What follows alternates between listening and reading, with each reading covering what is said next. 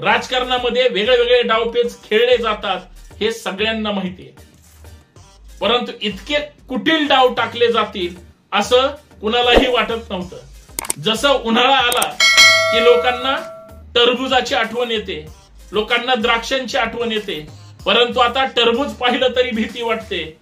आता द्राक्षे सुद्धा आंबट लागायला लागली अशी लोकांची परिस्थिती आहे, कारण टरबुजाच्या आडून बरेच नेते सुद्धा राजकारण करतायत। मग हे सगळं जे काही घाण राजकारण झालंय, ज्याने ज्याने पक्षांना, महाराष्ट्राला, नेत्याला, मतदारसंघाला फसवलं, ती सगळी माणसं आज कुठल्या दृष्टिकोनातून कुठं पळून गेली हे वेगळं सांगायची गरज नाही।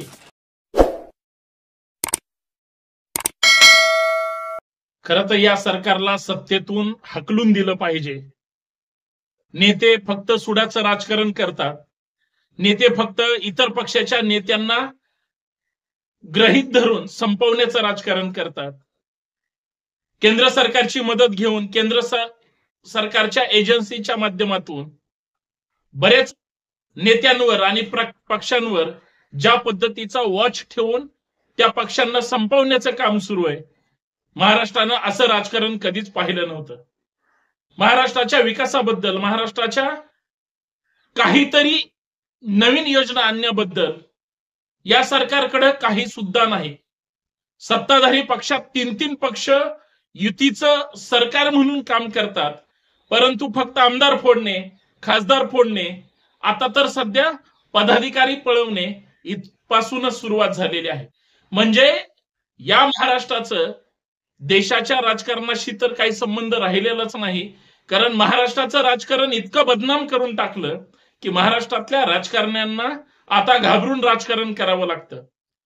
राजसत्तेमध्ये पैसा आहे आणि पैशाशिवाय राजकारण होत नाही, म्हणून महाराष्ट्राची आर्थिक राजधानीच सध्याच्या सत्ताधाऱ्यांचं मुख्य केंद्र बनलेलं आहे। देशाचे प्रधानमंत्री येतात, मुंबईमध्येच थांबतात, देशाचे गृहमंत्री येतात, मुंबईमध्येच थांबतात। केंद्रातल्या सगळ्या नेत्यांचं लक्ष मुंबईकडे आहे, कारण इकॉनॉमिकल कॅपिटल सिटी म्हणून मुंबईकडे पाहिलं जातं। ती ज्यांच्या हातात असेल, ताब्यात असेल, त्यांचंच या देशामध्ये चलती असेल, अशा पद्धतीचं स्पष्ट चित्र सध्या सत्ताधाऱ्यांनी त्या ठिकाणी अनुभवलेलं आहे। म्हणून भाजप मुंबईवर लक्ष केंद्रित आहे। मुंबईची प्रत्येक विधानसभा ही महायुती सरकारला जिंकायची आहे, तर मुंबई आपल्या हातातून घालवायची नाही, म्हणून महाविकास आघाडी नावाची 3 पक्ष घेऊन बनलेली, इतर सहयोगी पक्षांना ते मोजत नाहीत ही गोष्ट वेगळी, परंतु महाविकास आघाडीतल्या लोकांना सुद्धा, खास करून उद्धव ठाकरे आणि त्यांच्या लोकांना, मुंबई आपल्याच ताब्यात पाहिजे। मुंबई कुणाची आहे? महाराष्ट्र कुणाचा आहे? महाराष्ट्र कुणा बाजूने त्या ठिकाणी झुकतोय? महाराष्ट्रात हवा कुणाची आहे? महाराष्ट्रातून सत्ताधाऱ्यांना खरंच हाकललं गेलं पाहिजे का? सत्ताधाऱ्यांना सत्तेपासून बाजूला ठेवण्यासाठी महाराष्ट्रात काय व्यूहरचना आखल्या पाहिजेत, या सगळ्या मुद्द्यांवर आपल्याला चर्चा करायची आहे। मित्रांनो, सप्रेम जय जाऊ। मी संतोष शिंदे। संतोष शिंदे ऑफिशियल असेल किंवा बंडखोर नेता असेल, संतोष शिंदे ब्लॉग असेल किंवा राजकीय वस्त्रहरण असेल, या सगळ्या युट्यूबच्या वेगळ्या वेगळ्या चॅनल्स वरती आपण रोज वेगळ्या वेगळ्या लोकांना घेऊन वेगळे विषय घेऊन चर्चा करत असतो। पण आज परिस्थिती काय आहे? आज महाराष्ट्राची अवस्था काय आहे? खरंच सत्ताधाऱ्यांनी या महाराष्ट्राला 5 वर्षामध्ये, अर्थात 2.5 वर्षामध्येच 5 वर्षाची बॅटिंग करून टाकली आणि या महाराष्ट्राला खिळखळ करून टाकलंय। या मुद्द्यावर चर्चा करणार आहोत की नाही, तर आपल्याला नक्कीच चर्चा करायची, म्हणून हात जोडून विनंती आहे, व्हिडिओ शेवटपर्यंत पहा, जास्तीत जास्त शेअर करा, सगळ्यात महत्वाचं बेल आयकॉन प्रेस करायला विसरू नका, जाहिरातीला टच करा, कारण जे काही वेगळं चाललंय ते आपण पाहिलं पाहिजे। मित्रांनो, सत्ताधारी भाजप आहे, सत्ताधारी शिवसेनेचा शिंदे गट आहे, किंवा सत्ताधारी हा अजित पवारांचा गट आहे। मजबूत शक्ती कशाची असते? ती सत्तेची असते। त्या सत्तेच्या फळ देणाऱ्या झाडाला ही सगळी मंडळी लटकलेली आहे। सध्या भाजप फळ देणारं झाड आहे, परंतु सत्तेपासून वंचित ठेवल्यामुळं ह्यांची आघाडी करण्याची हालचाल झाली आणि मग उभी शिवसेना फोडली गेली, उभी राष्ट्रवादी फोडली गेली आणि महाराष्ट्रामध्ये नवीन सत्ता समीकरण जुळवलं. काही जण म्हणत होते आम्हाला काँग्रेस नकोय, ते भाजप सोबत आले आणि नंतर दुसरी काँग्रेस आली, तर RSS ला ही काँग्रेस नकोय जी राष्ट्रवादी काँग्रेस अजित पवारांच्या माध्यमातून अजित पवार गट म्हणून जवळ आली. त्यांच्याच आयडिओलॉजी थिंक टँकनी सांगितलं की RSS ची आजपर्यंत जी काही बदनामी करण्यात आलेली आहे ती फक्त काँग्रेस नावाच्या या लोकांनी केलेली आहे आणि त्याच्यामध्ये राष्ट्रवादी काँग्रेसचा सुद्धा वाटा आहे. म्हणून भाजपमध्ये राष्ट्रवादी अजित पवार गट सहभागी असताना सुद्धा RSS वाल्यांना अजित पवार गट चालत नाही. पण महाराष्ट्राच्या लोकसभेच्या निवडणुकांमध्ये मात्र RSSच राष्ट्रवादी काँग्रेसचं अजित पवार गटाचं कॅम्पेन पण करत होते, हे विसरून चालणार नाही.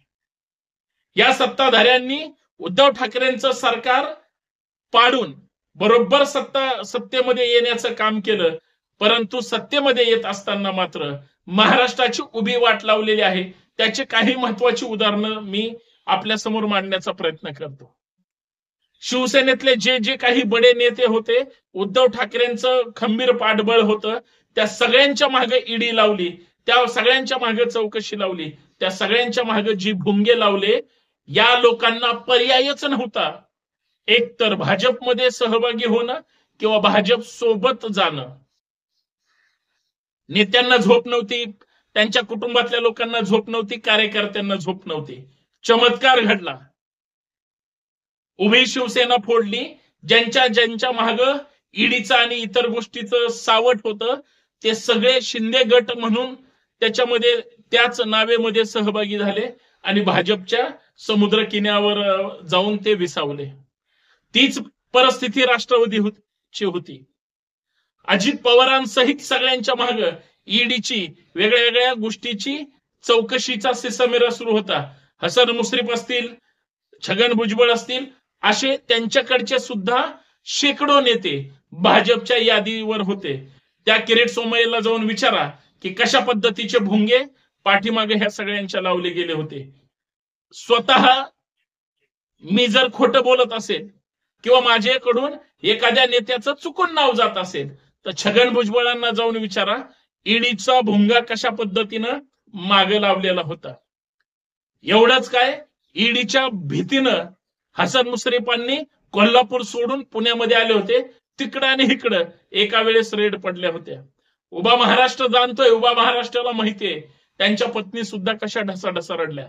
पण त्यांनी फक्त भाजपचं एक काम होतं की सुडाचं राजकारण करायचं आणि प्रत्येकाला छळायचं. मित्रांनो, हे सगळं उभा महाराष्ट्र पाहत होता. सत्ता मिळवण्यासाठी हा सगळा संघर्ष होता. राजकारणामध्ये वेगळे डावपेच खेळले जातात हे सगळ्यांना माहिती आहे. परंतु इतके कुटील डाव टाकले जातील असं कुणालाही वाटत नव्हतं. जसं उन्हाळा आला की लोकांना टरबुजाची आठवण येते, लोकांना द्राक्षांची आठवण येते, परंतु आता टरबूज पाहिलं तरी भीती वाटते. आता द्राक्षे सुद्धा आंबट लागायला लागली अशी लोकांची परिस्थिती आहे.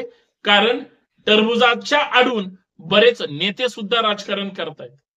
मग हे सगळं जे काही घाण राजकारण झालंय, ज्याने पक्षांना, महाराष्ट्राला, नेत्याला, मतदारसंघाला फसवलं, ती सगळी माणसं आज कुठल्या दृष्टिकोनातून कुठं पळून गेली हे वेगळं सांगायची गरज नाही, वेगळी चर्चा करायची गरज नाही. आज महाराष्ट्रामध्ये महाराष्ट्राचं जे चारित्र्य संपन्न, पुरोगामी आणि परिवर्तनवादी महाराष्ट्राचं राजकारण होतं, या सगळ्या लोकांनी बदनाम करून टाकलं. म्हणून माझं म्हणणं आहे, लोकांच्या मनातली जी भाषा आहे ती माझ्या शब्दातून, ओठातून बाहेर पडण्याचा प्रयत्न होतोय. होय, महाराष्ट्र बदनाम झाला. म्हणून ह्यांच्या ज्या काही घाणेरड्या राजकारणाच्या चाली होत्या, फडणवीसांनी राजकारण बदनाम केलं. फडणवीसांचे इतर जेवढे नेते आहेत त्यांनी राजकारण बदनामच नाही केलं तर सुडाच्या राजकारणाची त्याला झालर पांघरली. म्हणून सत्ताधाऱ्यांना सत्तेतून बाहेर काढा, सत्तेतून बाहेर हाकला किंवा परत ह्यांच्याकडे सत्ता आली नाही पाहिजे, अशा पद्धतीचं काम आता निवडणुकांमध्ये होऊ शकतं. मतदार राजा आहे, कुणालाही मतदान करा, कोण उमेदवार असेल तो बघा, तुम्हाला काय वाटतंय ते करा, परंतु विचार एवढाच करा, जे काही अडीच वर्षामध्ये 2 सरकारं पाहिलीत. पहिल्यांनी काय केलं, महामारी आली त्याच्यातून वाचवलं. दुसऱ्यांनी काय केलं, ज्यांनी वाचवलं त्यांना सत्तेतून बाहेर काढलं. हा महाराष्ट्राचा राजकारणाचा नवीन आरसा आहे. म्हणून प्रत्येकाने ठरवायचंय, सत्ताधाऱ्यांना सत्तेतून बाहेर काढायचं का विरोधकांना सत्तेमध्ये बसवायचं, का ह्या दोघांना तिसरा पर्याय द्यायचा. हा आता महाराष्ट्र उभा विचार करणार आहे. परंतु एक हाती सत्ता कुणाचीच येणार नाही. जोडगोळ्यांनी आता सत्तेमध्ये येतील आणि सत्तेचे समीकरण होतील. हाच काय तो महाराष्ट्राचा इतिहास. महाराष्ट्राच्या राजकारणामध्ये आता नवीन सूत्र पाहायला मिळतील, ती मतदारांची बटन दाबून. आणि हे सगळं षडयंत्र ईव्हीएम नावाच्या आधुनिक मनुस्मृतीच्या माध्यमातून होणार आहे. एक तर बॅलेट पेपरवर मतदान झालं पाहिजे, ईव्हीएम ह्या मतदान प्रक्रियेतून हटवली गेली पाहिजे, तरच या महाराष्ट्राला सार्वभौम लोकशाही आणि सर्वसामान्यांचं सरकार मिळेल अशी अपेक्षा करायला हरकत नाही. धन्यवाद. जय जिजाऊ, जय शिवराय, जय महाराष्ट्र.